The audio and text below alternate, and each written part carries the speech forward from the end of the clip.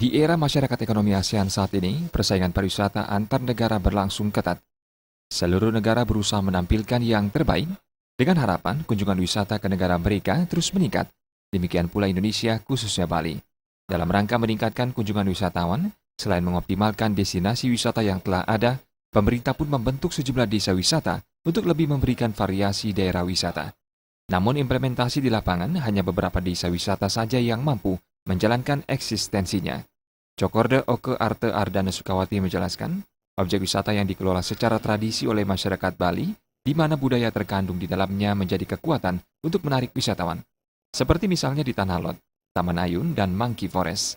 Namun sayangnya, tidak semua destinasi tersebut berkembang baik, justru sebagian dari destinasi tersebut mengalami penurunan kualitas, baik dari pemeliharaan objek wisata maupun kenyamanan wisatawan dalam berwisata dan lain-lain.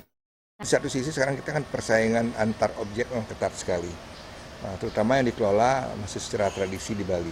Ini sebenarnya menjadi daya tarik budaya kita dan kekuatan kita. Nah, seperti kita lihat sekarang Kintamani misalnya, Besakih misalnya sebagai satu daya tarik wisatawan ke Bali. Kalau kita lihat pengelolaannya sekarang kan sudah mulai agak menurun ya, persaingan yang begitu ketat, penjelasan dan lain sebagainya, kemudian ketertiban parkir. Di Kintamani kita melihat juga sepanjang lereng yang sebenarnya menjadi poin daripada Kintamani malahan ditutup dengan bangunan-bangunan. Nah, ini destinasi ini kan turun kualitasnya.